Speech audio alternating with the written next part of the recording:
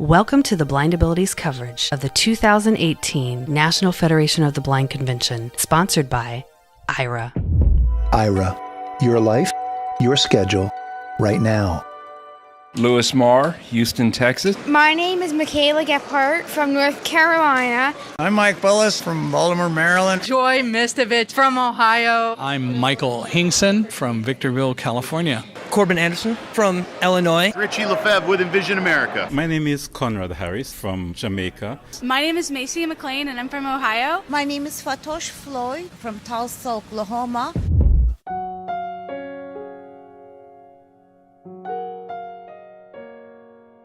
Hi folks, Pete Lane. I bet you thought we were done with our NFB 2018 coverage from Orlando, Florida. Well, as you know, the team was there and we were out grabbing interviews wherever we could. Today we feature Jeff Thompson, who caught up with Peter Walters in the coffee shop. Let's join Jeff now as he chats with Peter Walters, brought to you by IRA. I'm Peter Walters. I'm from New York, and I'm here at the convention to just hang out and learn and meet new people. That's great. What do you do? I'm a venture capitalist. Venture capitalist? So you're in the finance? Yes. I just started about 10 months ago. Before that, I was a physicist. Did you go to school for this? For venture capital? No. No, I met someone here last year who was restarting his venture capital business, and he said, "How do you like to be a venture capitalist?" And I said, "I'm looking for a job." Sure. And you took advantage of it? I did, because it's been a great opportunity. So did you go to college? I did. I've got a PhD. Were you visually impaired, blind, when you did that? Yes. How was it transitioning from high school to college? It was interesting. It wasn't as bad as I thought it was going to be. I was partially sighted at the time. At the point when I went to college, I think most people who met me casually probably thought I was just a weird person rather than visually impaired. It seemed to depend. If someone knew someone who's visually impaired, they'd peg me as visually impaired immediately. And other than that, I think people just thought I was weird. It wasn't too bad. All in all, I went to a smaller college and the faculty were really supportive and helpful. So that's great. I think that's really what got me through. If I had a problem, I knew I could go to my professors and just say, "This isn't working for me." I remember one time I had taken a test and I thought there was a stray mark that I thought was a minus sign, and so the problem came out completely differently. I went up to the professor and I said, I thought that was a minus sign, and he graded the problem as if it was a minus sign, so I didn't lose any points then. And I've just had a whole lot of experiences like that with professors. You said you were partially sighted. Did your sight start changing then? It did. I had a brain infection in my mid-20s, and that caused me to lose the remaining 5% of my vision. So what was that like to transition from being partially sighted into blindness? It was a lot harder. I think my life circumstances were different. When I initially lost the bulk of my eyesight, I was 16, and I think both in the sense that teenagers tend to be more resilient than adults, and my life circumstances were still very up in the air. When I was in my mid-20s, I was on a career trajectory. Everything was very different for me. It was a lot harder, though. I don't know how much of it was due to the actual vision loss and how much I can separate out and say was the life circumstances being very different, but I know I felt a whole lot of pressure to try and continue on as my vision was fading. It took a long time to figure out that was happening. I thought I was just kind of going crazy because I'd go to the eye doctor and they'd measure my acuity and they'd say, "Oh, this is fine. You're still at 20/60 or whatever." So what was it like for you to transition from probably a Zoom or CCTV into JAWS or a screen reader? I had been using JAWS for some time. I had been using JAWS when I was doing lots of reading or writing, but for computer coding or things of that nature, I just had my face about 6 inches from the paper. It wasn't a huge transition just to slowly make my way to using JAWS pretty much full time.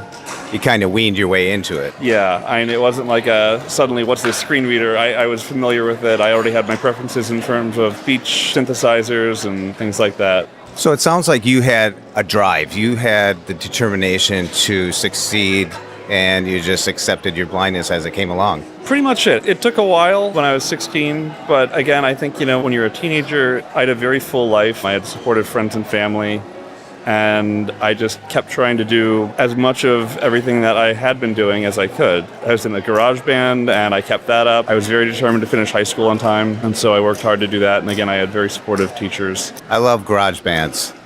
My guitar case still smells like it's 20 years later, and my garage case still smells like the old garage we played in. It's old sawdust and motor oil, and it's going to smell like that forever, I think. So are you a PC user or an Apple product guy? I've been a PC user. I used Linux for a while. For the coding? For the coding, yeah. When I was in grad school, I used Linux extensively. Day to day, I tend to use a Windows machine, and now I've got an iPhone, so I'm starting to ease my way into maybe the Apple ecosystem a little bit. I've played around a bit with VoiceOver on a Mac, and I think I just haven't had enough experience to really get good at it, because it's a very different UI from JAWS. Peter, what advice would you have for someone who is in high school transitioning to college or the workplace for their journey? I would say, for me, it was focus on what you can do and what you want to do and make that happen. Focusing on what you can no longer do, I think, leads you into a lot of dead ends and misleading territory, because if you say, I can't do this, you may be missing some opportunities. Talk to lots of other people. I didn't discover a larger blind community until I was probably in my early 30s, and it's amazing how many people that you just talk to and mention a problem, and 20 of them will say, I have that same problem, and the 21st will say,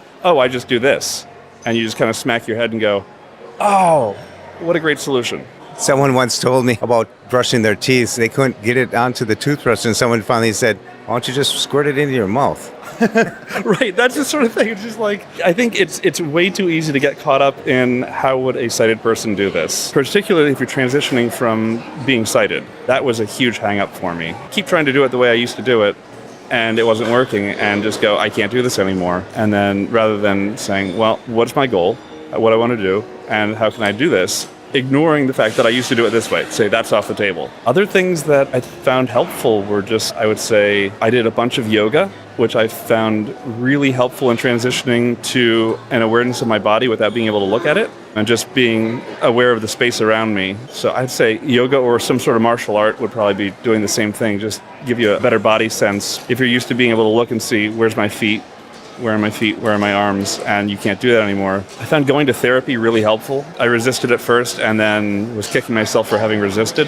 Having someone to talk to when you got issues, because friends and family, if they're sighted, may be willing to be empathetic, but they're not necessarily trained to help you through difficult times, and there are legitimate depressive episodes and things that can happen that they're not trained to or equipped to deal with. You make some great points there. Entering the employment sector, how was that for you to transition into, you're employed, and how's that going? It's generally been really good. I would say when I was in grad school, I was a research assistant, and my advisor understood my condition and was really supportive of it. She said, look, I can't do this, I can't see this well, and we'd figure out some other solutions. My current employer is also really fantastic in terms of being understanding and just what I can and cannot do, but also encouraging me to do the things that he knows I can do.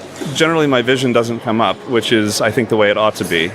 Assuming I should have the assistive technology in place to do what I need to do, and by and large, he shouldn't treat me any different than he'd treat any other employee, and just say, okay, Peter, I need this done, and trust that I'll get it done one way or another. And also knowing that if I do have a problem, for instance, the other day I was on a board meeting and someone just sent out the minutes as a PDF, but they just scanned the images of the sheets and put it in a PDF, and I just said, I can't read this. And so he just read them out to me. So Peter, how was your vocational rehab in your state? How did they work with you? It was a little tricky, partly because of my educational background. Just a lot of people transitioning through their system, I think, have different needs or wants. Everyone was really willing to be helpful, but they didn't quite know how to be helpful. When you come up to say, I've got a PhD in high-energy nuclear physics, can you help me find a job? And it's sort of, I think, completely outside their experience and wheelhouse, because there aren't many PhD physicists in the blind community yet. So when people say that rocket scientists, you totally understand. Right. And everyone is very supportive. Probably the biggest help was some incidental things. As part of the New York State Commission for the Blind vocational program, in order to do these things, they needed me to go through vocational trainings. And the woman, when I went to have some of the basic vocational work done, we sat down to discuss my background. She said, this is going to be so far beneath you right now. Just basically, I'm going to read a paragraph and you're going to respond. And she's like, look, you're clearly fine in that department if you've got a PhD in nuclear physics. She said, well, let me reach out, because I had mentioned some of the difficulties I was having, and just saying, I really needed to get in touch with some other scientists, because that was the biggest thing I was struggling with at the time, was how do I go around being a scientist when I can't see, handling the mathematics. I had not at that point been introduced to the National Federation of the Blind or any other blind community. And my brief times just kind of Googling around didn't turn up a whole lot as far as blind scientists. That's since changed. There's a lot more out there on the web, but 10 years ago, that was a very different situation. And so she asked around to a bunch of her colleagues and said, there's this guy from Purdue who's a blind chemist, and maybe you can get in touch with him. And I reached out to him, and we met up April of 2016, and he just gave me a ton of great advice. Cary Sapalo, I think lots of people know him, and he gave me some really great advice and said, you should consider looking at the NFB. And I think with his tutelage, my world has really absolutely opened up. So you found role models? Yes, that was a big thing. It's one of these things where I think the low expectations issue strikes again. It's sort of, when you go through these programs, it's like, if you can perform at a high enough level, the people in the programs are really happy because they deal with a lot of people who are very low functioning. So it's easy to get the perception, if you don't know any other high functioning visually impaired individuals, that you end up thinking, well, maybe this is it. All those trainers and instructors say, I'm doing a great job, I want more out of my life, but maybe this is, I'm stuck. And so it's not until I met some other people and went, oh, man, I am, maybe middling bell curve, and there's a lot more I can do. And that was really a huge eye-opener and motivator. When I was a teenager, I had been steered away from Braille, told Braille isn't really useful anymore, and you shouldn't worry about that. You can get a screen reader and it'll do the same things. And since then, I've kind of come to understand that was inaccurate. And so I've been slowly learning Braille over the last year and a half. For someone that loses life later, it's really tough for them to pick up Braille. What is your practice to learn it? I did a couple things. One is I started going to the New York Public Library, the Braille and Talking Book section, and I checked out a couple of Braille books and got a little beginning instruction, and I managed to teach myself Braille in about 6 months with terrible technique. It seemed like, I can do this, and I worked my way through. I'm trying to think of what book it was. The first one I got was the 1968, I can't remember the title now, but it was from 1968. It went through the basics of Braille. I went through that and checked out a bunch of kids' books in Braille from the library and read those, and then got a copy of McDuffie from the library and worked my way through that. I just made a practice of just saying, okay, every day for an hour, I'm just going to sit down and do this without distractions. I got to the point where I could read Braille, but inefficiently. And then I signed up for a Hadley course to try and start correcting some of my technique issues. And so it was both good and bad. Good in that my technique's a lot better, bad because I feel like I'm really back to going very slow. But I'm at the point now where I need to start using Braille on a daily basis, just as part of my work life, as part of my home life. I've started making Braille post-it notes and just leaving up around for myself. I'm trying to get a Braille display. That's the sort of thing. If I don't use it now, I don't have a whole lot of spare time. I've got 2 young kids. I've got a family. I've got a busy job that I'm still, for the foreseeable future, I'm going to be in climbing up the learning curve mode, and trying to find an hour to squeeze in there just hasn't been happening the way I'd like it to be. And I don't see any realistic way that I can make that happen because my schedule is fluid and volatile. So I kind of figure what I need to do is start just using it on a day-to-day basis in order to practice. At the convention here, what is the big thing you're looking forward to? You know what? This is my second time here. I think probably the most nebulous but biggest thing I was looking forward to is the sense of community, which absolutely took me by surprise last year. I was expecting some really helpful workshops and some other interesting things, and there was all of that, but just the sense of community and love just was completely unexpected. That was really cool. Really accepting. Yeah, just like I've never been in a place where it's so palpable. Just we're all in this together, and just, so accepting, so loving. Just to walk down the hall and hear people running together. Oh, hey, I haven't seen you since last year. How are you? Just it's been really cool. So if someone was interested in investments and stuff like that, how would they get a hold of you, Peter? Probably the best way is peter.walters@endeavorcap.com. It's peter.walters, WALTERS, at endeavorcap.com. And if anybody else out there is transitioning from high school to college and have questions, I'm sure you have a good resource of information through your experiences, what you've gone through. Absolutely. Also, if they're going into a physics either casually or as a career choice, I'm happy to discuss that.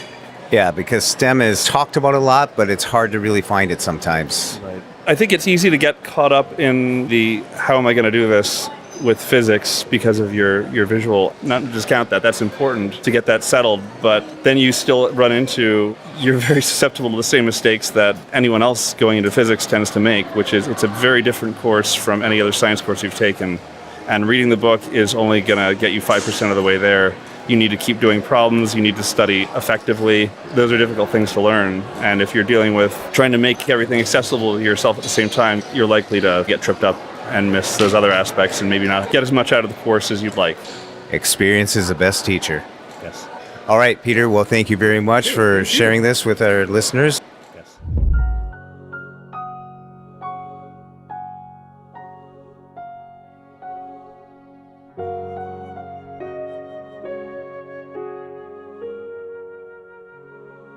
We'd like to thank Peter Walters for chatting with us at the NFB 2018 convention. A fascinating guy. Thanks also to IRA for sponsoring our NFB coverage. You can find IRA on the web at aira.io. For more podcasts with a blindness perspective, check us out on the web at www.blindabilities.com. We're on Twitter, or download our Blind Abilities app free in the Apple App Store or the Google Play Store. That's 2 words, Blind Abilities. Thanks so much for listening, and have a great day.